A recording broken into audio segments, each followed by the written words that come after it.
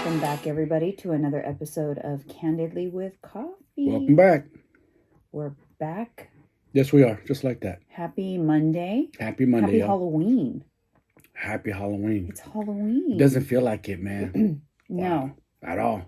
I wonder if anyone else out there is feeling this way. It's nothing. Not our neighborhood. No Halloween decorations. Maybe we'll when we drive around today, we'll see. You know what we should do when we take a drive to go to the grocery store? I know what you want to do. Go. You say. I think we should drive through the Rose Garden neighborhood. I had a feeling. Were you nice. going to guess correctly? Yeah, because I was going to say that or Willow Glen.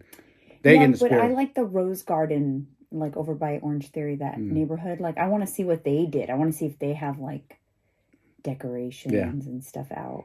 Mm-hmm. We should buy a bag of candy maybe today. Yeah, sure. Why not? Some trick-or-treaters. I don't know. Last year we didn't get that many. This is weird. So weird. My friend in Tennessee, he said they're big in the spirit over there in Nashville. Oh, really? That's what he told me. I go, wow. I bet the houses go all out. They're big houses, big porches too. I love neighborhoods. That's why I want to go to the Rose Garden neighborhood. I love neighborhoods where there's a lot of homes with porches. I love a porch. I'm glad we have a porch. Yeah, we're lucky. But I like a porch, and I like when people decorate it out. Not like we do. We don't really do that. But like I said, I'm just struggling to get into any kind of spirit this year. It's weird. It's tough, huh? Yeah, it's really hard. I'm trying. It's like I tried in September. I put up like a few decorations and stuff to get in the mood. Must have been a day I was feeling pretty good. Yeah. If I hadn't have done it then, I would have probably not done it at all. And I don't know. I'm in a hard time. Yeah. I don't know. It's weird. Even like starting to see the Christmas decorations out, I'm like, oh. I mentioned yesterday to Lisa, I'm like, I was contemplating not even putting up my Christmas tree. She's like, you can't do that. Like, your mom would be so upset. And that is true. I swear to you, if I hadn't have had that conversation with my mom where I promised her, I would so easily just like not do a damn thing for Christmas. Well, you promised you'd put up the tree? I promised her I would put up the lights outside specifically. And she always used to like my tree up, not even my tree up. She always wanted me to put it up like her before Thanksgiving. So I always did. And she would call me and say, Janine, do you have your tree up? Is it nice? You know, she just... That's so sweet. And she would... So she made you promise her before she left? Yeah. And then, because she would always love, because it's her house. So she would love when we put up like the Christmas lights. And she would say like, oh, Nobby's going to go put up the lights on the house. And the little things in life, huh? Yeah. So anyways, I'm kind of dreading it, but I know I have to do it because I'm going to feel guilty if I don't. Yeah. And then I'm going to regret it, and then it's going to get close to Christmas, and I'm going to be like in a rush to do it. So I will do it. You do a good job though, of decorating the tree, making it look nice, I know. The thought of it though even has me like, ugh. Mm-hmm. Anyways, we went to the Friends experience in San Francisco. Yes, we did. And you guys nerded out. I loved Friends. I know. It's your show. Like, not only did I watch Friends, and I'm talking about the show, you guys, the sitcom Friends. Yes. Not only did I watch Friends the first run, like, I was into it. Like, so all the years before, when I was younger and before I had kids, before I was married. And then it ended, I think when Alyssa was a baby, it ended. So you're saying like 20 years ago? Oh, yeah. It ended like 20 years ago. But then I rewatched it when Tyler got a little older. I rewatched it with him. Actually, I rewatched it with my nephews, specifically my nephew Anthony. Him and I got it. We were into it the first run. Then I rewatched all the seasons with Tyler, and Tyler got into it. Then Alyssa got into it. So it's like I've had those memories with not only my nephew, but Tyler and Alyssa. Like, I've relived Friends so many times that it's so nostalgic in so many ways. Yeah. Like Tyler and I had like this tradition where we would watch all the Friends Thanksgiving episodes on Thanksgiving. And we usually would do stuff like that. Yeah. So it's nostalgic. Yeah, I liked it. It was cool. And it was like perfect because it wasn't too much. It was quick. You go through it, you see the little scenes, you take some pictures, and you're done. Like, I thought it was going to be quicker. Not longer, I'm sorry. I couldn't wait in line and do something like that in a huge crowd, or like the first time around it went, like it would like sell out and like be crowded. Oh, really? That's why they had like all those Yeah. like things for the line. It was empty. And it was nice because you could get through it really quickly. You could take pictures really quickly, and then you're done. You know, it doesn't sound like something you want to do for hours, but it is fun. I would say it's definitely something fun you could do. It tours around. So right now it's in San Francisco, and I think it's there for a little bit longer. Crazy. It's in the old H&M building downtown. I did On Powell not. Street. It's so funny because I did not realize we were in the H&M building. I was like, wait a minute, what's the pointed it H&M out. building here? I looked at it, I go, this is it. That's so funny Mm-hmm. because we've been there so many times. I know. Yeah, and it's in a nice part of San Francisco. You can go shopping, go eat. Like, it's in a good spot. Yeah, Powell Street, right by where the cable cars are at. You could take BART there. Yeah. But I'll put it up for those of you who are watching this on YouTube. You will see us at the Friends Experience because I'll put that little thing up. Did you see that video? Yeah, it was cool. It was cute, huh? Yeah. I thought that was It's a funny. cool experience. We went with your brother who's visiting with his wife, Awilda, from San Diego. And there's not that many people I can nerd out with some stuff like that, but like Awilda will nerd out on certain things like that with me. And you know how different people, it's like something is good for, like I could go to Awilda with, you know, something like that, or like Bravo, like we were talking about BravoCon, Bravo related shows. Like there's not that many people that can nerd out with me on like Bravo stuff. I love Bravo shows. Yeah. And I'm a Bravo nerd. I want to go to BravoCon. I was watching BravoCon on TV earlier, and I'm like, yes, I'm going. I hope they move it to LA because I really don't want to go all the way to New York for it. But I really want to go. I really want to go. It's just something that I would thoroughly enjoy because I've watched Housewives since they began, and I watch every franchise, I think. Every single one. Were there, the Kardashians weren't on Bravo, were they? No, they were E. Totally different. But some of the other Bravo shows are like Below Deck, which I watch a little bit of. That's a kind of cool show. You learn a lot about, like, you know, the chartered boat rides and all that. Because we chartered a ride, but we just went for the day. Yeah, like that's like a dream vacation. To me, that's like a bucket list to do a yacht vacation. Where not maybe where you're on the whole vacation, but like say you're on a trip to Greece or something, and then you take like a mini trip, like a 2-night or even a 1-night excursion on a yacht, and you go and link up with other yachts. Yes. That'd be fun. And then, like, there's they do that in, like, Croatia. They do that in Miami, too. There's a known, like, yacht party where you, like, you tie off with other yachts and you yacht hop. It's not in Miami. It's off the coast of Miami, though. I think it's, like... Yeah, it's not in Miami. Yes, you're correct. What is it called? Belimi? It pushes into the Bahamas? Not Belize. Belize, isn't it? I don't know. I just know it's, like, near Miami. Bimini. I think it's Bimini.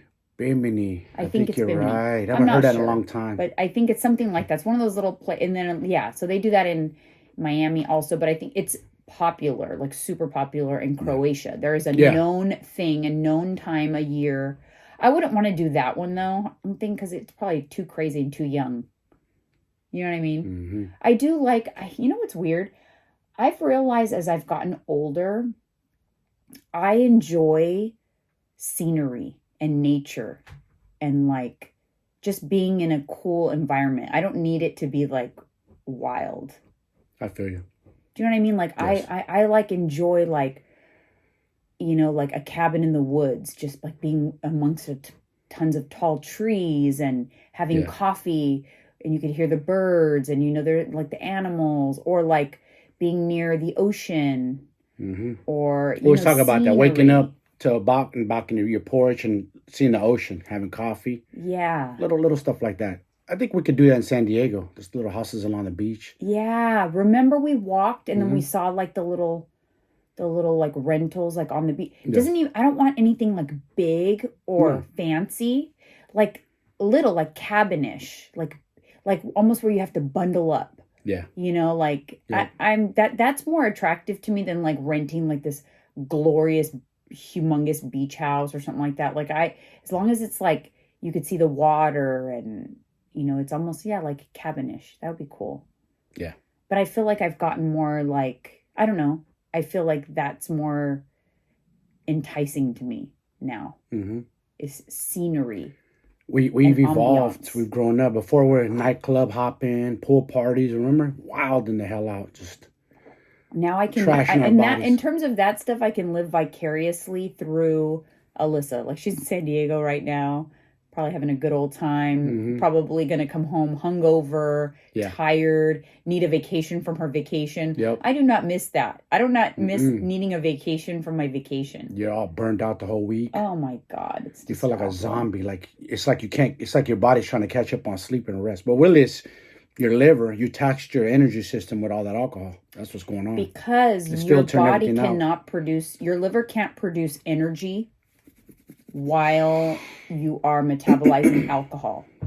Alcohol is literally its own macronutrient, and it all other processes kind of stop, and your body has to detox. You literally detox. When you're hungover, that's detoxing. People don't realize that. Like if you drank way too much to the point where you feel like crap and you have the shakes. The shakes is withdrawals. Yes. People don't realize like you are literally withdrawing from alcohol. And speaking of withdrawals, the Friends experience had me looking up Friends stuff after. I always tend to do that kind of stuff. Yeah. So I found the interview that Matthew Perry recently did with Diane Sawyer. He just came out with a book. I actually want to get it. I want to get the Kindle. I really want to get the Kindle so I could I could download that book real quick and read it right now. But he wrote a book about his addictions. Man, he had a battle, like a 30-year battle with addiction. And it started with alcohol. You said 30 years? Yeah. That's a long battle. Yeah, basically went from the time he took his first drink, he's an alcoholic. And at the age of 14, I think he said. Dude, how did he become so successful? I don't know how he was the definition of a functioning alcoholic, but he said one rule he had for himself is he never drank or abused drugs on set, but he was often hungover, withdrawing on set. Damn. And I wonder if it's ever showed like any of the episodes. Oh, they showed kind of clips, and he said you could easily see what he was struggling with each season based on what he looked like. So when he was struggling with alcohol, he was overweight and puffy. And when he was struggling with pills, he was very skinny. Yes. So he struggled with alcohol. And then this was interesting. When he was filming Fools Rush In, which is one of my favorite movies. I love that movie, Fools Rush In with Salma Hayek. His dad is in that movie with him. He plays his dad in the movie. But I didn't know that. He was in a scene in that movie, or I think when they were taking a break, he was jet skiing and hurt himself, and they gave him a Vicodin for pain. Damn. And he described it as, it was his very first Vicodin ever. And he said it felt like warm honey filling his veins. Like that's how glorious it felt. And he had like this idea. He had already been struggling with alcohol. He was not a drug addict. He was struggling with alcoholism. And when he took that, he's like, oh, this is great. I can just get a prescription and not drink. I'll just take this instead. And he felt like switching vices, huh? He felt like that was like a solution for his alcoholism. Pills are worse. And little did he know it was 1,000 times worse. Yeah, pills. And he had a prescription. That first prescription he had was for 40 pills. And he went down a horrible, horrible pill addiction. He got up to the point where he was taking 55 Vicodins a day. Damn. You know what the crazy thing was Diane Sawyer asked him, how did you get your Vicodin? That's a lot of pills per day. He goes, I had a ton of prescriptions. I would complain about headaches and stuff all the time. He said, but I also, as Matthew Perry, a celebrity, would go to open houses and raid people's medicine cabinets at open houses. Can you believe that? It happens a lot, actually. People do that. I've heard that. That is It's funny you told me, but I've heard that people will do that. They'll go in people's medicine cabinets and just snatch their prescriptions. I thought that was insane. Oh my gosh. So yeah, he had a horrible addiction. That's bad. Poor guy. You know, pills they get that mind, man. They wrap your mind and they get a hold of it and it's like you're stuck. I know the feeling. You know what's interesting is scary feeling. He almost died a few years ago, like 5 years ago, maybe 6 years ago. And it wasn't from an overdose. He almost died because he was taking so many pills. And I don't know if you guys are aware of this, but pain pills slow your digestion. So if you've ever had a surgery and you've had to take pain pills, you get constipated. Yep. Me. It slows your digestion if you take it as prescribed. So can you imagine taking 50 pills a day, what that's going to do to your digestion? You're not going to be able to poop. It's exactly what happened. You know what happened? His colon ruptured. Oh, wow. His colon ruptured and he almost died. He was in a coma for 14 days and in a hospital for 5 months. Damn. And he still is, has issues from it. And he had a stroke or something like that. He's still alive, man. God damn. I don't know. Body's resilient. Yeah. And he said that, the minute that you know that there's a problem is for him is like, if he says I'm cured, like I'm cured of my addiction, then you better watch him because that's a problem. You're never cured. He says, so if someone says I'm cured of addiction, they are at risk of relapsing. Always scary. Because you're only one pill or one drink away from falling apart. Yeah. I have friends like that. It's sad because even though I was addicted, to Xanax, I had my addiction. Yeah.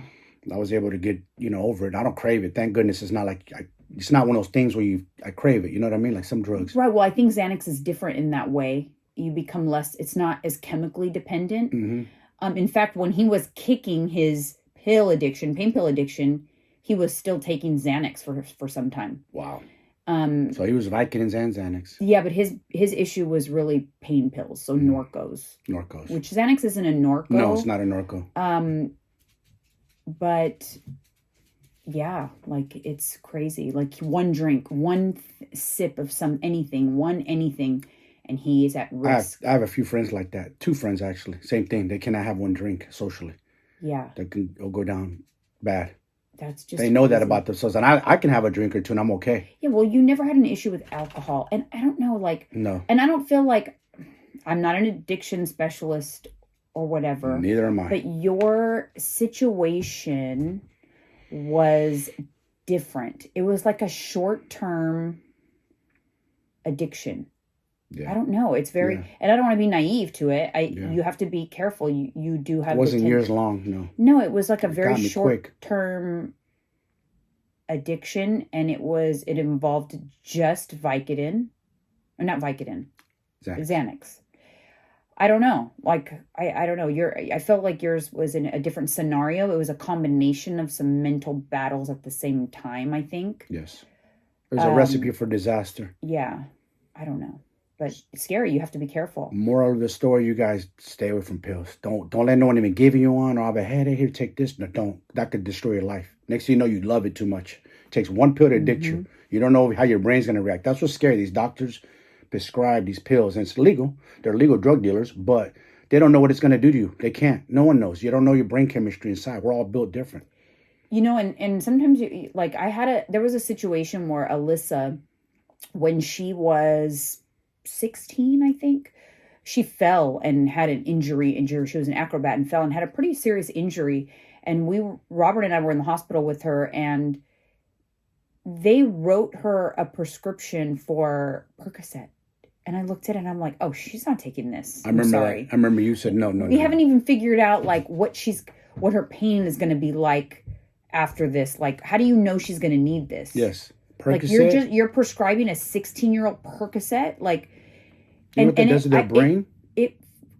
When I think about the decision we made that day to say no, she's not going to take this. Yes, smart decision. That was because shortly thereafter, Robert's dad passed away, and she went through a really difficult time mentally. Can you imagine if she had been on pain medication and we made like a decision in that moment that was potentially like, and I don't know, I don't have a crystal ball, but sometimes you think like those sliding doors, like I was just like, you're giving her Percocet? Are you crazy? I know. Shame on you, doctor. Like you can't, like what's wrong with you? Like, see, they just want to, why don't we see if like Advil is enough first? Yes.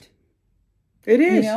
She ended up getting a muscle relaxer, and that was sufficient. And she did have pain, but she dealt with the pain without having like, I don't know, a legal drug prescription. These pills are too strong, man. Especially for young kids. You should never be giving a minor anything that strong. You're setting them up for disaster to ruin their life. Yeah, that's scary.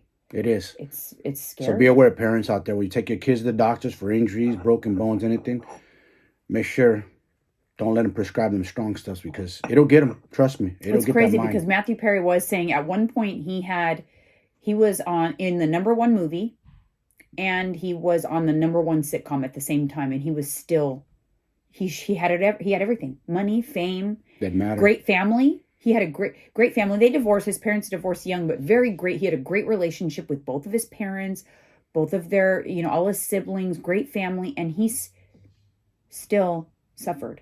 Yep. Probably wasn't even happy either. Was just doing his job. Probably couldn't wait to get high every time. I think of all those years that I laughed with him and watching, and he was struggling so much. But he said, and this made my heart happy because she's always been my girl crush. I love her. You know this. Jennifer Aniston. Mm-hmm. She's like my absolute all-time favorite actress. And the way he said that she was there for him just like warmed my heart. Like, because I feel like she's just like a really good person. Good person, yeah. Like it's not just co-workers. Like, I'm checking in on my guy, make sure he's okay. Like, that's important. People do that. Like, if you have anybody out there struggling, you guys, like my wife said, checking on them. They need that. They need that support. If I didn't have a support system, I probably wouldn't be on this podcast talking to you guys right now, to be honest. I was in a bad place mentally. Yeah. So, tap in with your people, man. Check in with them. He talked about, because, his addiction was long, and it's not like addiction's not linear. 30 years, He said he detoxed 65 times. It's insane. 65 times he went through a detox. He said detox is the worst thing. He described it. It's terrible. Exactly what we went through with you. Yes. So I know. Oh, my goodness. He said it's 6 to 7 days of the worst. You want to come out of your skin. You want to rip your skin off. He said you're just like shakes, and your mind is all over the place. Terrors, sweats. Yes. Yeah, night terrors, night sweats.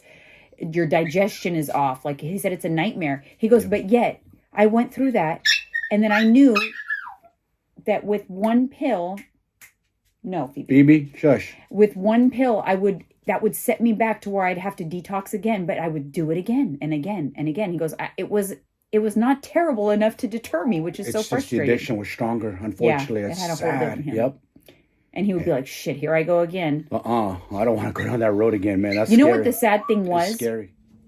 He would take the pills, not really to get high at times. It was so that he wouldn't get the withdrawals. Because if he wouldn't take enough, he would start to feel the withdrawal symptoms. Yes. And he wouldn't even, it's like you don't even get the high anymore. You're just chasing the high, but you never get it. No, you don't.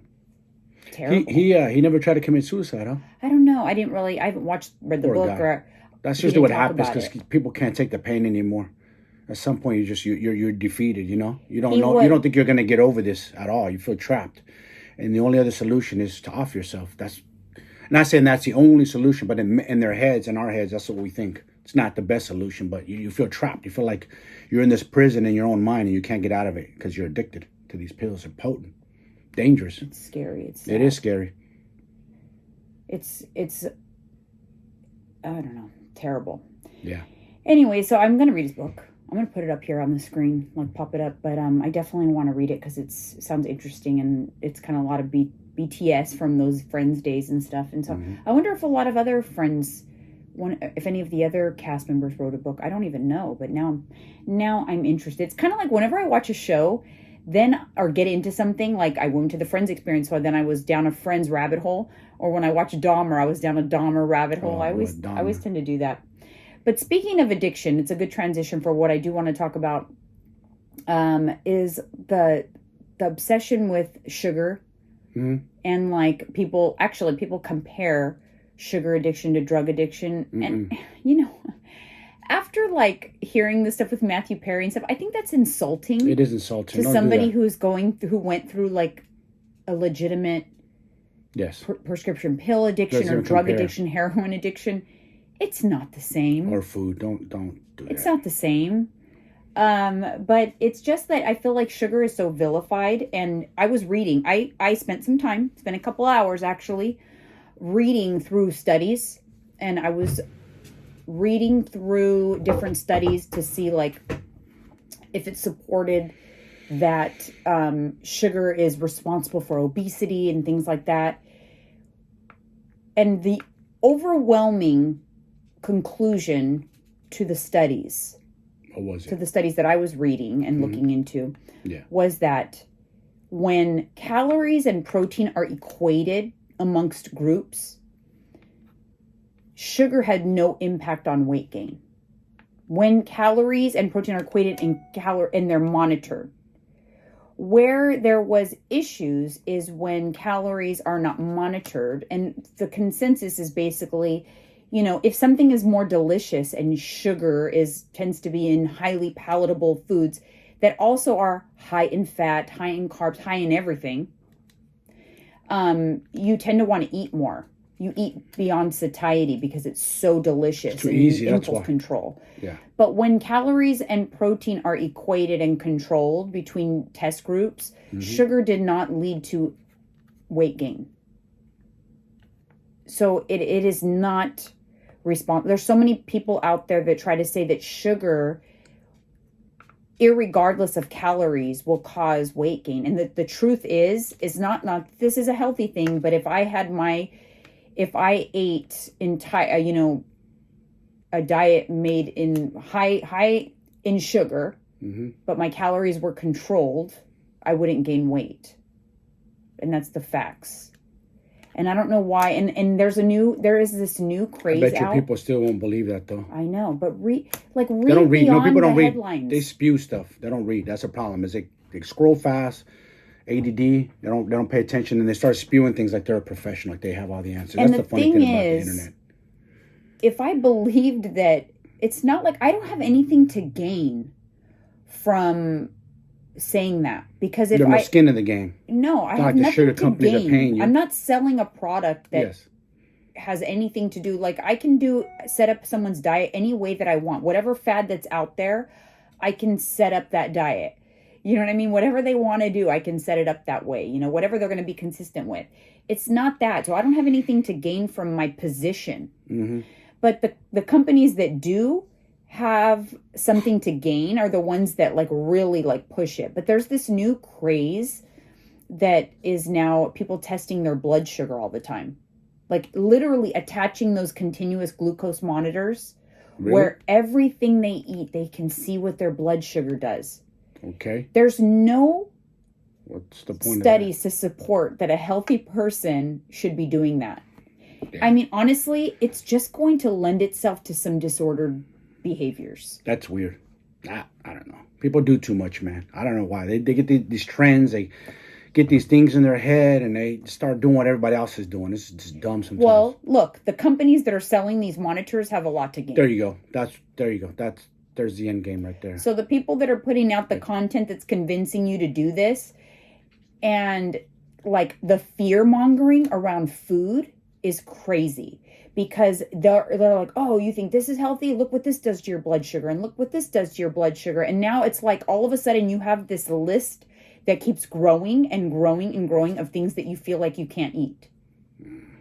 And honestly, a lot of times these things are tested by themselves when we're actually designed, the way our body works, we're designed to eat a combination of macronutrients because it balances each other out. Yes.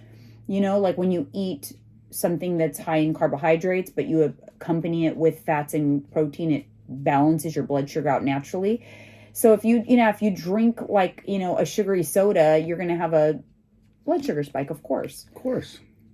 Unless you match it with something that, is high in protein or something like that. But I'm not saying go out there and drink high sugary drinks. I think, I actually am a fan of not drinking your calories because they don't help with satiety. And then it's very easy to overeat. But again, it all boils down to the fact that calories, it's the overconsumption of calories that's going to lead to the weight gain, not the soda in and of itself. Yes. Because if you account for the 150 calorie can of soda in your macros and you still hit your protein goal and your calorie intake limit, you'll be fine. Unless you have a health reason not to drink it, if you want to make it work, you can. Now, disclaimer: you're not telling them to go out and drink sodas, so people No, don't think, I'm "Oh, not. you're giving bad advice. You're No, telling us to drink sodas." I'm saying that if you wanted to drink one once in a while and account for it in your intake, you could get away with it. Yep. Yes, you absolutely could. If that's your vice, if that's your love, and you don't want to give it up, And and you got to you have want it to make once it a week. happen, Yeah. make it happen. You know, when you give someone the control, what I found in coaching my clients, even myself, to be honest, I've learned a lot of what I do, it's human behaviors that impact most everything. It's habits, lifestyle, behaviors is what really impacts whether someone gets results or not. So if you have a client or yourself and you restrict and want to live like this perfect macro life 6 days a week, and then you give yourself one free for all day, Yep. that one free for all day can be pretty intense. Yeah. It could be, it's what I find that it's actually better to give someone the ability to have whatever they want any day of the week, as long as they make it work within their macros.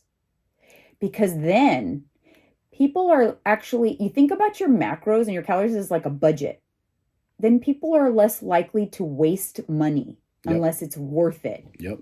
They're right. So when you have to fit it into a budget, you will be like, shoot, this little tiny ice cream is 450 calories. I rather have this. And you start making better decisions for yourself because you have to fit it into your budget. Yes. If you have a free for all day and you do not have a budget on that day, you're going to do way more damage than if you can eat the quote unquote bad foods. You know, we shouldn't really label foods that way, but people do. Yes, they do. If you can eat the bad foods every day, you're going to eat less of those because you're going to start to learn how you're going to negotiate with yourself. Like, this isn't worth it, or this is worth it. You know, when I pick my ice cream treat, I allow a treat every day. I always do. But I don't just have anything. I am going to be less likely to pick a donut that's 450 calories. Yeah. When it's super easy to eat, gone in 60 seconds, literally. Gone in 60 seconds. And it's 450 calories when I could have a 200 calorie ice cream bar that takes me longer to eat. And it's delicious also. So you're kind of negotiating. You're making better decisions. Yeah. True. Or the protein ice cream you make is good too. Yeah, exactly. No, but I'm talking about like anything goes. Not like even like I don't consider that my treat. My treat is something that I would have back in the day only allowed on a cheat day. And now, my cheat day, I eat more. It's the only difference for me is I eat more calories on that day because I budget for the more calories. It's not a free for all. Yeah. It's not a free for all. It's different. And you don't have the desire to have a free for all when you can eat anything any day of the week. You can make it happen. You know what I mean? Remember that time that we went to Toca Madera because we hadn't had a cheat day in like 3 weeks, and we're doing keto. Oh, that was terrible. It was the absolute. It's like we were let out of food prison that day. We went bananas. That was a great learning experience because we were not allowed a cheat day for 3 weeks where we had to be 100% on point for 3 weeks. We had never done that ever. And we traveled outside the country. And when we finally had the shackles removed, remember we ate donuts, pizza. I mean, I can't even, we ate so much food. And we ate it late in the afternoon after a pool party. And then we tried to go to dinner and we felt disgusted. I felt like I was going to throw up in my plate before they even brought our entrees out. But I still felt like you know what's funny that I remember about that night, even though we felt that way? We got back to the hotel room and I remember waking up and hearing you in the donut box. So you woke up a couple hours later and still ate donuts. It was just insane. Damn. We were, and it was a learning experience. And I thought, that's not a good behavior. No. That is not conducive to a healthy relationship with food. Nope. You should not feel that way, that you are needing to, like it's your last meal. I know. That was just like all bad. And I've never done that again since. I've only only even at the least amount of restrictions I have on myself, and even that I put on my clients, the better their results are long term. Yes. That I have noticed, because it's more behavior related. This whole weight loss thing, It's more behavior related. it's more about lifestyle and behaviors and feelings about food than it is about keto, low carb, carnivore, intermittent fasting, all the things. Doesn't matter, because I've seen people, vegans, vegetarians, call it what you want. Still big, can't lose weight. And I'm like, well, they're supposed to be on the so-called healthy diets, but I know what it is. They're overeating. 'Cause Well, a lot of those diets are heavy in carbs. So my thing is, what I hear a lot is someone will come to me and they'll say, I'm doing everything right. I am tracking macros. I am doing that, but I'm not losing weight. And I have some things to talk about regarding that, what it is. If somebody says to me, I can't, I'm doing everything right and I can't lose weight, it's my hormones.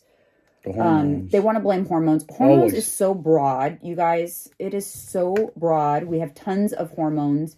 And hormones do not cause weight gain independent of consuming a calorie surplus. Period. End of story. Thermodynamics, scientific fact. I got a question, babe. Is that like a go-to generic answer for women making excuses? Because men, we never say, oh, it's my hormones. I can't gain muscle or lose weight. No, but a lot of it is because they're fed a bunch of marketing bullcrap on companies that want to sell them supplements and regimens and expensive processes and monitors and things that are selling them, a bowl of crap in order to lose weight. And so they buy into it and believe it. And it makes them feel better when they can say, it's not me. I was doing everything right. It's not my fault. Who's the one doing this? Well, I'm going to tell you what leads to that issue, or I'm doing everything right. I'm going to describe that person. The problem is this person that thinks they're doing everything right, they're fixated on the scale and fluctuations on the scale. They live and die by the scale. I want to know, when did someone determine that a scale determines how much fat we have on our body? Like that number that moves around day in and day out, minute in, minute out, it's not measuring the fat. No, nothing. It's water weight, man. There's so many things on our body. I could take off my fake nails and step on the scale and weigh a tiny bit less because my nails weigh something. I could take out my hair extensions, my breast implants, and weigh. I'm like, yay, I lost weight. I just took out my hair extensions. They actually weigh something. And now, but people actually will be like, oh, hold on. And I put a thing up, a video on Instagram that's poking fun at it, saying like, I get mad at myself when I poop and I step on the scale and it doesn't go down. Why do we get excited when the scale goes down after we poop? And I'm not saying that I am not one of those people. I'm just saying it's asinine, really. Because I'm just getting excited because I weigh less because I have less poop in my body. Less excess junk in but your it body. Doesn't mean waste. Fat. No. So why get excited? We are so fixated on that freaking scale. And it's sad, but you have to remind yourself. And to be honest, you guys, You know what all starts at, babe? I don't mean to cut you off. You know what all starts out with the fixation with the scale? At the doctor's office. How tall are you? Get on the scale. Since we're little. So people get fixated on the scale. And the doctors, too, they're always worried about your weight. And it's good as a data point. Data point. But if you have an unhealthy relationship with it and it impacts your mood and... No. Don't do it. And if it could derail you, then I recommend limiting weighing in. I mean, I don't want to be like a hypocrite because I ask my clients to do check-ins and weigh in for data, but it's because I use it as data. But if they say to me, "Hey, it messes with me," or if I determine that it's messing with them, be like, "Listen, let's not weigh in for a while. I can look at pictures, get a waist measurement." And determine kind of what's going on just based on that. Your old coach did that. If it's going to mess with you. Yeah, he never even ever, I never stepped on the scale for my coach. Me neither. I remember when I used them too. He never had me step on the scale. Never once. He just, take your shirt off. Let me see. He'll tell me. So that person that also thinks they're doing everything, they usually have that all or nothing mindset. Yeah. So they're not being consistent. They're either all in, doing all the things for a short period of time, or they're doing nothing. They're not being consistent. Consistency doesn't require perfection, but consistency is the only thing that's going to give you results. All or nothing mindset does not work. Yeah. So if you are saying to yourself, well, I'm one of those people, I'm either all or nothing, don't say that as a fact. Work on changing it, because otherwise it's going to hinder you from ever having long-term results. Mm-hmm. And I was one of those people, again, so I can speak on it. I used to be all or nothing. I was the person that would eat the entire bag of chips so that they wouldn't be there for tomorrow. Done that too. Thinking, oh, well, I'm just going to eat them all today so that today's the only bad day. That's a terrible mindset. And that's why you're not getting results. Yep. So it's not your hormones. Okay. Not your hormones. Another thing is you're not working out regularly. And if you're working out regularly, it's not with intention. You're just working out to check the box, like, oh, I worked out today, so I got it done. But was it like an effective What you're saying is they're going through the motions, basically. Yes. They're just, I'll do a couple sets here, a couple sets there, maybe a little cardio, and I'm done. So that I can say, guess what? Driving to the gym, putting your shoes on, walking in, it's not enough. Nope. Having a personal training session with a personal trainer that all you do is talk the entire hour, not enough. Nope. You have to work out with intention. Mm-hmm. You have to have that mind-muscle connection and think about what you're doing, and think about your muscles. Think about what you're there for. Yes. What you're trying to do, and you have to do it with intention. Get in that zone, man. The other thing is also, aside from working out, are you sedentary? That's a problem. We're too freaking sedentary as society. I mean, my brother was just talking about that. Like, him and his wife are going to go walk around San Francisco. I go, people got away from there because as kids, we walked all over the place. Mm-hmm. We walked. And back then, I didn't count no macros or watch my computer because I was so physically active, like basketball, walking all over the city. I was a skinny kid. Yeah, so like walk around more. Move your body, yes. Like you got to move. Don't think you can just check the box, be like, well, I worked out today, check, and that's enough. You can literally walk yourself into being a healthy person. And if that should be, don't even fixate necessarily on cardio. Just walk. I like to walk. Goals. Mm-hmm. Just walk. Mm-hmm. Walk as often and as much as you can. You cannot walk too much. No. You can't, because it's not taxing on the body. No, it's not. People make a big deal like, oh, you walked your dog 3 miles. Like 3 miles is nothing. You're just moving. Do you know what humans had to do just to hunt every day? How many miles they had to walk to wherever they're going to go hunt, to kill and bring it back? There's tribes that still do that.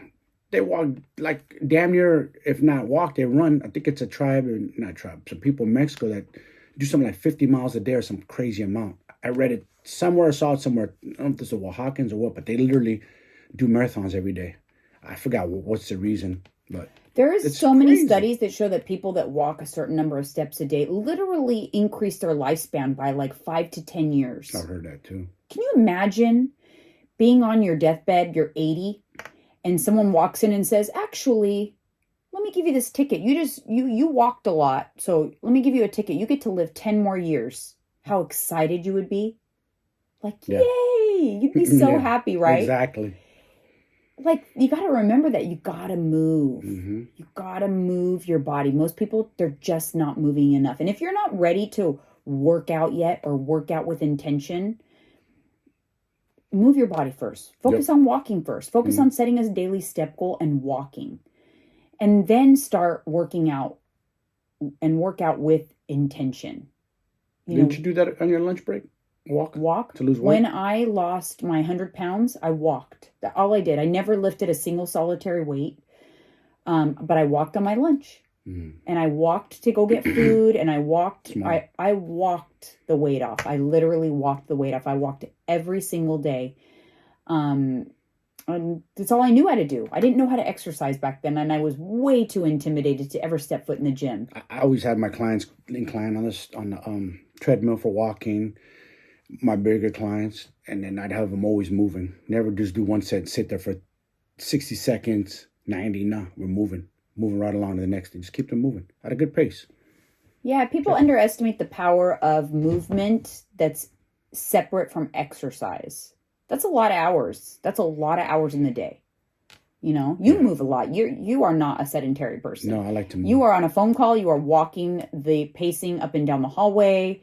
You move a I go lot. outside and talk. I wish you tracked it. I wonder how many steps a day you I would guess that you walk average 15 to 20,000 steps a day. That's Plus, what I I'm think. moving on my feet too, and I'm hitting the bag and stuff, moving around. I don't stay in one place.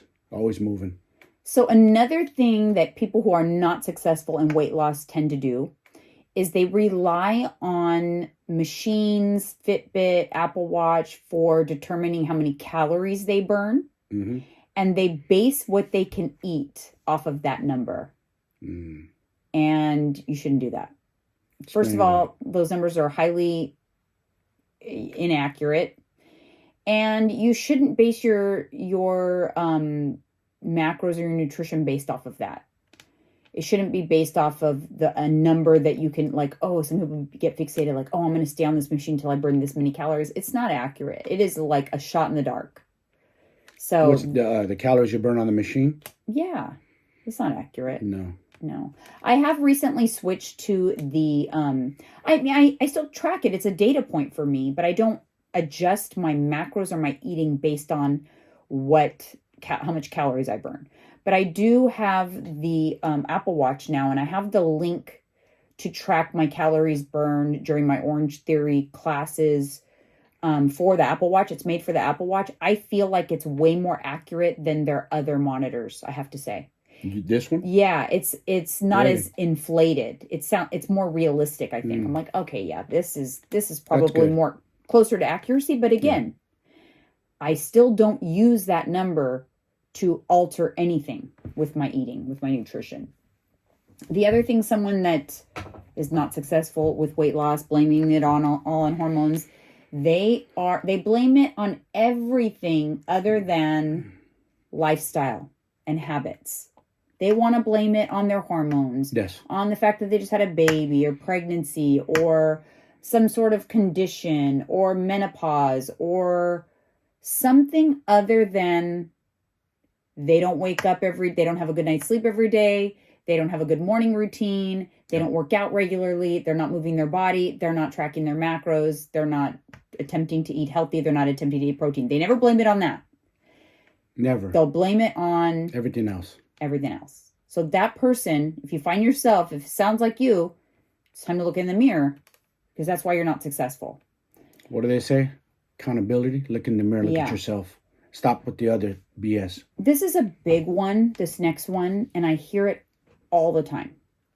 A lot of times from my macro clients, people that contact me just to do their macros, they will say, I just don't like tracking macros, or I just don't like doing it. I don't want to do it. I have to say, to be successful quicker, you have to be willing to go through a period of self-monitoring. Yeah. To at least have an idea. A baseline of some sort. Of your volume and what volume works, what volume causes weight gain, what volume causes you to maintain, what volume causes you to lose.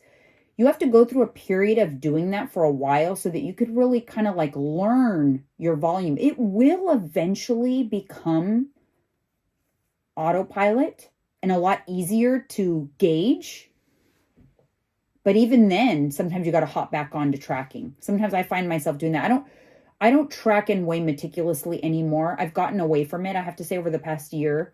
I still do a meal plan. I still prep, but I don't track and weigh meticulously. I eyeball a lot and I gauge a lot. But I've been doing this for a long time. And even me, for the most part, that works well for me. But every once in a while, I'm like, I've probably had maybe a stressful week or whatever. I'm starting to kind of tip in the direction I don't like. So let me go back to tracking for a couple weeks just to recalibrate. And so that's kind of where I'm at. But I've kind of earned that. That's the beauty though, right? You know how to play the game now. Like you said, okay, let me pull back.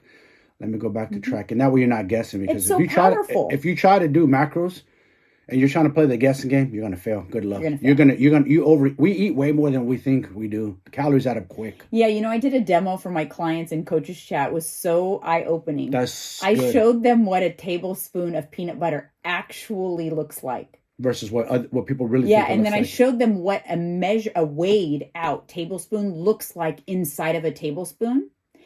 And then I showed them what 2 tablespoons of peanut butter looks like inside of a tablespoon. You can fit and compact 2 tablespoons worth of peanut butter into a single tablespoon. Yep. And think you're eating only 1 tablespoon. That could add up to the tune of 1,000 calories extra that you don't realize that you're eating a week. Yep. Like that. Quick. Like that. So just that one thing that was very eye-opening. You know? So that was smart you doing that. Yeah, if you're not willing, I'm going to start doing a lot more like live real-time just demos. Show them, yeah, like look. But if you're not willing to accept that and willing to do, it's kind of like saying like, I have a big savings goal. I want to buy a house and I want to save money, but I don't want to actually like save. Yeah. I don't want to actually like take away from what I'm doing and like put money aside and like keep track of it. I don't want to actually do that. I just want the money to miraculously appear in my bank account. Yes. It's not going to happen. Nope. Sorry. It's not going to happen. You can pray all you want. Can you do all of those gimmicky things to trick you into a calorie deficit? Yes, but it only works in the short term. Because like intermittent fasting, if you've never tried it, might it work in the short term? Yeah, because it'll force you into a deficit because it's so hard to eat a lot in a short window. What will happen though? Your hunger hormones will adjust and suddenly you can eat more in that window. And suddenly you'll find yourself trying to squeeze as much as you can in that window. Mm-hmm. Because outside of that, it's kind of like going back to having the cheat day. Yes. The cheat day will grow bigger and bigger and bigger and bigger. Maybe it'll work at first. But if you're not monitoring, it'll grow bigger and bigger. Because then you're like, oh my God, I can't eat anything good for another 6 days. I'm so full, but I'm going to shove another donut in my mouth. Mm-hmm. That's what happens. It works at first and then it doesn't. Yes. But macros will always work. Always work. Now, when they don't work is when they're calculated wrong. If they're not working, you're either not measuring it out right, you're having those hefty tablespoons of peanut butter, or you just don't have the right set for you. People honestly, often they'll say like, oh, my macro tracking doesn't work for me. Macro tracking works. If it's not working for you, you're on the wrong set of macros. Yes. It doesn't mean that it doesn't work for you. It just means that you're not calculating against the right numbers. Or I'll come out and say they're BS and they're cap and they're not doing it at all. They're just saying that. That's another thing. People just say things. Like I said, it's another excuse that's in there. So they'll say that instead of, are they really doing that? Are they really tracking it? Yeah, it's like I always have to I have to like drill down. Like, okay, are you're tracking macros but they're not working? Now I will say in terms of hormones, the biggest impactful hormone that does impact whether someone's macros will work or not is if someone, unbeknownst to them, and they're not on medication for it, has hypothyroidism, mm-hmm. that can have an impact on your basal metabolic rate by up to 25%. So somebody who, say at rest, burns 1,500 calories at rest, doing nothing. Yes. But if they have hypothyroidism, mm-hmm. it could impact that number by 25%. So that's like 500 calories. Damn. Wow. So that's your deficit right there. So that would explain why macro tracking isn't working for you. Now, if you're on medication, it negates that. It helps generate the hormone. The funny thing is people on hypothyroidism, if they have hypothyroidism and they go on a diet that's like low carb or like keto, it actually makes it worse. Really? Yes, because the thyroid hormone thrives actually on carbohydrates. So it actually could even make it worse, which could explain why someone would struggle. So not all diets are right for everybody.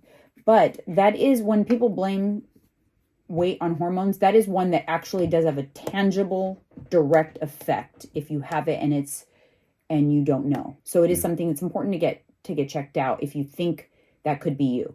Because then you can get on medication to help that. Otherwise, you have to drop your macros significantly or increase your activity significantly in order to adjust for that 25%. That can only be fixed through medication? No, you can also fix it through weight loss. Oh. Like lowering your body fat, eating a balanced diet. There's other lifestyle medicine that can help you. A lot of times it's like what came first, the chicken or the egg. Some of the conditions that you have are actually caused by the weight gain. and it makes it harder to lose weight. But once you get the weight off, it corrects the condition. PCOS, a lot of times, hypothyroidism, type 2 diabetes, things like that, right? That's what I got to watch out for. So some other things, drinking alcohol too often, that can significantly impact your results for lots of reasons. It affects your sleep. It affects your energy. It affects your body's, your body is, again, not in producing energy and all of that because it's detoxing. And if you're doing that a lot, it impacts you, and it's going to impact, you're going to end up burning less calories, consuming more calories. Your inhibitions are lowered, right? Yes. You're more likely to make poor food choices. Of course. Especially if you're hungover. Yeah. Who wants to eat? Let's be honest. Who wants to eat broccoli and chicken or rice or something, whatever, plain? That's all macros. I'm not saying that's what you have to eat, but I'm just making an example. You want to eat the burger, the fries, the greasy stuff. That's what your body's craving. It's weird how your body craves heavy stuff. I know. It does, though. It does. And in that moment, you don't care. No, you don't. So, there goes 2,000 calories on a meal like that. Mm-hmm. Plus the calories from the alcohol consumption. Yep. So if you're drinking too much, you're wondering why you're not getting results when you're one of those people that's drinking multiple times a week. That could be why. And eating late night afterwards too is bad. I'm guilty of that. Also, people that are just not willing to plan, they're not. It's like, I don't understand. You want these grand results, but you're not willing to do the work for the results. Nope.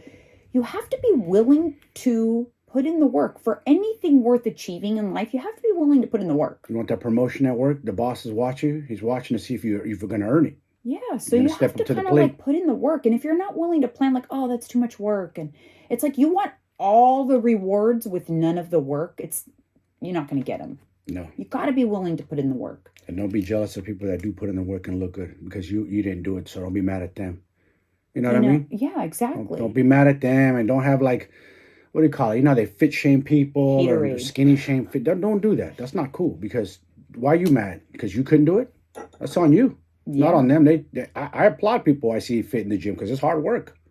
Especially the eating part. It's hard work. It's hard work, and it takes everyday battle. we're going through all of the things right now that it takes, The other thing, people that aren't successful, they ignore things like sleep, drinking water, so important. Stress management. Those things all have an impact on weight. It's kind of like, it's not direct, but it impacts. A bad night's sleep, you're going to eat more the next day. You're going to move less right off the bat. 100%. You're going to be more sedentary. Mm-hmm. Water, drinking water, so important. So those people are ignoring things like that. Also, we talked about cortisol last week, but people ignoring stress. Yep.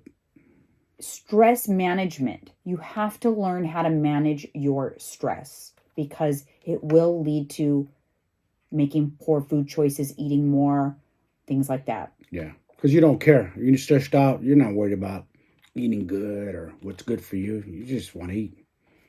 And other than like the being willing to self-monitor and track, the single biggest impact, I think, on people actually getting results is, again, it's a behavior. It has nothing to do with actual things you can do. It has to do with their expectations.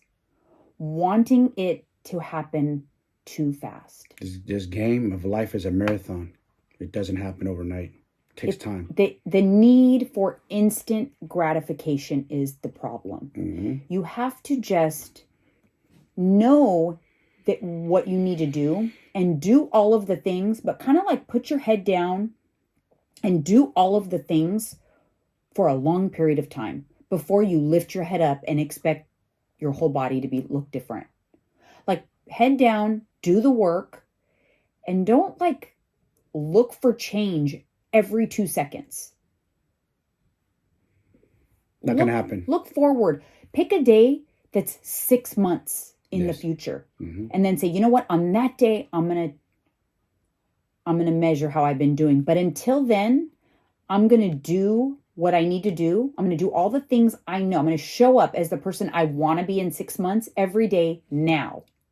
And I'm going to show up as that person every day. And I'm not going to look for change every 2 seconds. Nope. I'm not going to step on the scale 52 times or after I go to the bathroom or, when I take off my socks. I'm just going to do the thing. Look, I know that I need to work out. I know that I need to walk and make my step goal. I know I need to do some planning. I know I need to drink less alcohol, sleep better, manage I'm going to work on all of those things every week, every month until that date in the future. I'm going to add things to my list of goals to further, like, lay that next brick in my foundation. And I know I'm doing the right things, even if I can't see the impact of those things yet. Yes. Stop looking for it, though, because it can be very deflating. Remember what you did for me? When I did keto, every week you took progress pics, and it was motivating because you showed me the results. Just little changes. I would point out the minute changes for you. But you can see it in pictures every week. Yeah. We did it for, I don't know, 8 weeks maybe. I don't remember how long we did it for. We did it for a long time. I have tons. I'll put some up on YouTube. Put some up so you can show them. I'll put them up on YouTube right here on the screen. For those of you having a hard time and trying to find motivation or something like that, use that. Take a before. But so many times after. You would even say, like, I don't really see anything. And I would show you, I'm like, look at the distance from your elbow to your waistline. See how that gap is big? Like, yes. I look at it with a trained eye, right? A lot of times we are our own worst because we see each other. We see ourselves every day for the most part. Yeah, and it just breaks my heart sometimes because I feel like people, as soon as you start doing all the right things, you feel better. Yep. And sometimes it takes the outward appearance a little bit of time to catch up to how you feel on the inside. Yes. But because you're feeling healthier, better, more energetic, you're showing up for yourself. You expect to look in the mirror and see this drastic change. And unfortunately, those two don't align for a while. So rather than let yourself get deflated or discouraged, don't try to look for change so often. Give yourself time in between. Master the game that you're doing right now. Yeah, just know, look, I know that I'm doing the right things. Just constantly remind yourself, I know I'm doing what I need to do to get the results, but readjust your expectations, because that's the single, I think, biggest problem that I encounter with clients is they expect very rapid results. Like, I can't tell you how many times someone has said to me, like, oh gosh, like I'm doing the work and I'm not really getting results. And then I'll really dig in, like, okay, well, how long have you been, on the program or whatever? It's like, oh, it's been 6 weeks. I'm like, okay, well, let's take a look. So in 6 weeks, oh, you've lost 2 pounds? Like, that's amazing. That's great. You've lost 3 pounds. You've lost 2 inches off your waist. I'm like, it's been 6 weeks. What do you expect? The expectations of people it's ridiculous sometimes.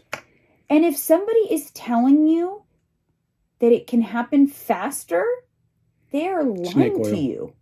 And they are giving you false impressions of what can be done.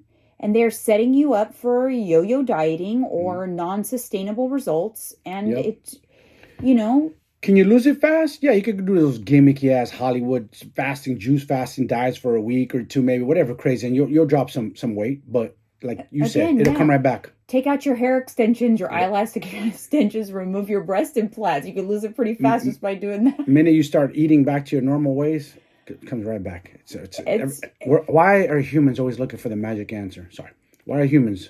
What's wrong with people? Well, that's why I said that's the single biggest thing is the arrogance readjusting your expectations. It's slow. Yes. I feel like I need to talk about it all the time. I feel like a broken record. I feel like I talked about it this last week too, but this process is not fast. No. But but guess what is fast? If you stop focusing on looking for change all the time goes by so freaking fast. It does. So if you're not always looking for change and you just focus on milestones that'll speed the time up, like, oh my gosh, it's almost summer 2023 again. Like, summer will be here before we know it. Quick. Focus on that. Focus on what your plans are for next summer. Focus on other things that are not related to your actual weight loss, and just continue to do what you need to do. And that date will come here before you know it.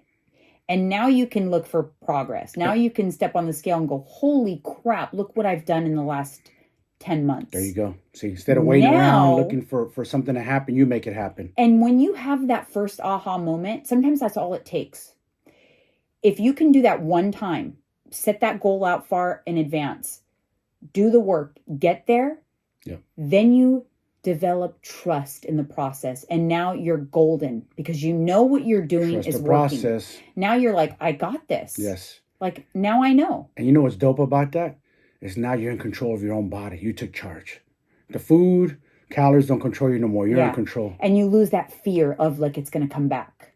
Yes. Like, oh my gosh, it's going to come back. Like you kind of lose that fear because you truly know what you're doing and you know that what you're doing is working and you've made it a part of your life. Yes. It's not short-term fix. It's a long-term change. Mm-hmm. And it's a beautiful thing. You guys, it's a beautiful thing. It is. And a lot of people, I'm seeing especially women, a lot of women have turned their life around. Like they were chubby girls, chubby women growing up. Then they said, one day, you know what, put my foot down. Now they're super fit. Their bodies are like not what you think like they look. They made a change. Somewhere in their mind, something clicked in their mind. I'm not going to be trapped in this body. I'm going to do something. And it's never too late. I had someone actually posted on Instagram a picture of this 75-year-old lady. Oh, wow. She was 71 when she decided to make some lifestyle changes and start lifting weights. And at 71, she completely transformed her body in 4 years. It wasn't 4 months. It was 4 years. But I'm going to tell you, at 75, she looks 60. And what did we just say? Like my brother told my father, because he's 75, walks on a walker. He's having back issues. And my brother always said, Dad, I told you need to exercise. And now I'll go on YouTube and I'll see 50, 60, 70-year-old guys, ripped muscle. Tell you, don't let the media or don't let doctors fool you. You have to put in the work. You can build a strong body. We put it in our head like, oh, we're this age, so we're just going to throw in the towel and give up and let our vessel deteriorate. No, it's not the way. We're like, what I always tell you, we're like regressing. We're going backwards as humanity. Back in the day, we were stronger because we had to hunt. We had to use our bodies. Now, no one's really using their bodies. Every year, I want to be the even better version of myself. Like, I've really come to enjoy the feeling of feeling like a fit person and moving my body and being grateful for the things I can accomplish at this age. And so every year, it's like I want to improve upon that. It's more for me about how I feel and how I built a strong vessel than it is about what I look like. And that's you're happy inside, right? Yes. With yourself. That, like, it used to be purely for vain reasons. I could care less. I remember. Truly. Yeah, and I would say that. I said, I don't care what I feel like. I just want to look good. Yeah. Yeah. I'd be honest with you. But I've evolved from that. Yes. And now I want to feel good. And when I feel good, it just makes me happier. And you're stronger than ever you've ever been, right? Ever. More fit than ever. These classes you're doing at Orange Theory are pushing to limits that you never thought you could do. Yeah, and I love it. I love. You used to love to run. You hated it. You're the whine. I don't want to run. What's running going to do for me? Such a pain in the ass. I know. Never say never. That's all You're I right. have to say. Never say never. Because you never know. If you got to try new things. You got to be willing to try new things because you might surprise yourself. There might be something out there that ignites a fire in you that's never been lit before. And listen, everybody has that beast inside of them. I don't care who you are. Does not matter, man or woman. You got that beast inside of you. If Unleash you've never felt it, let it out. Like, look for something to light the fire because it's there. I do believe that. We all have that in us. Trust me. Because me of all people, I would have bet money on it. I'm like, no, never. I mean, I am a perfect example of never say never. I swear to God. Burpees, running. What do you do? Those rows you do, all kinds of stuff. There's probably episodes of this podcast from the beginning where I say I will never enjoy running. Probably. When you go back? I'm pretty sure. Yeah. So never say never because you might have to eat those words, guys. Okay, thank you so much. We'll see you on the next one. See ya.